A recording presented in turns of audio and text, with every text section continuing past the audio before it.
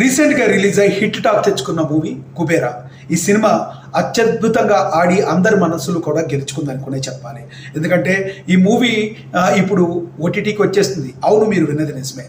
July 18 నుంచి కూడా ఇది అమెజాన్ ప్రైమ్లో స్ట్రీమింగ్ కానుంది. ఎవరైతే థియేటర్లో మిస్ అయ్యామో అనుకుంటున్నారో వారందరూ కూడా ఓటీటీలో మిస్ కాకుండా చూడొచ్చు.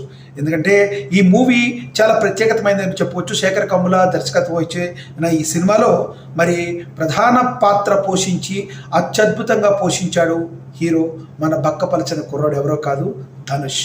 అవును, అది ఈ క్యారెక్టర్ అతను మాత్రమే చేయగలడు అని చెప్పి మెగాస్టార్ చిరంజీవి కూడా చెప్పాడంటే ఆయన ఎంత బాగా అద్భుతంగా నటించాడో మనం అర్థం చేసుకోవచ్చు. ఇప్పటికే ఎంతోమంది ఈ సినిమాని చూడాలని ఉవ్విళ్ళుడుతున్నారు. వాళ్ళందరూ కూడా జూలై 18 నుంచి ఓటీటీలోకి ఈ కుబేరా మూవీ రానుంది. ఇక మూవీలో కొంచెం వెళితే మూవీలో ఒక బిచ్చగాడి క్యారెక్టర్లో ధనుష్ ఒదిగిపోయాడని చెప్పాలి.